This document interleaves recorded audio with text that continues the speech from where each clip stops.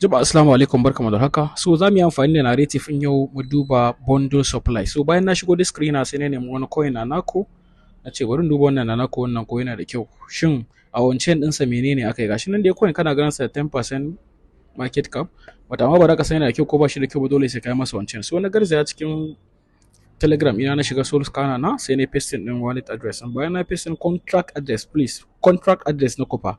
So bayan na paste sai fito min da information din da nake bukata game da coin. So abu na farko da na gani na ga bundle akan 74%. So developer yayi bundle din 74% of the total supply, kusan 740,000 wannan percent wannan na coin din an yi bundling din shi, but amma ba sayar da ko sisi ko kaɗan ba, kuma ba an yi bundling din 1% ne kawai. So menene shi wannan developer yake nufi?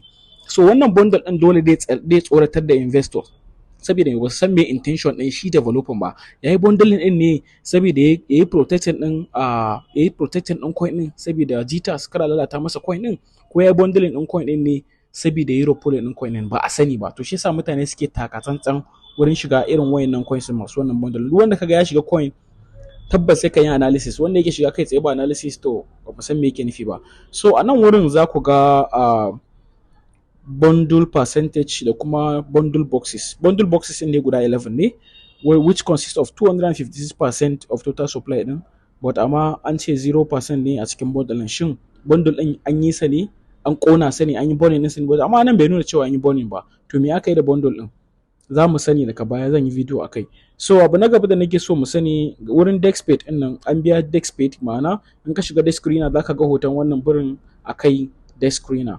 Ba biya ADS ba, amma kuma an biya wannan boost 1500. So abin da nake so ku duba, kun ga wannan fake holders din nan? Fake holders din nan is a very important aspect da ya kamata ku duba.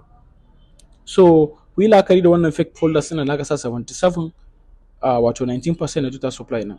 So duk wanda yake tambaya insha Allah yayi, saboda mu san me za mu yi next. Thank you.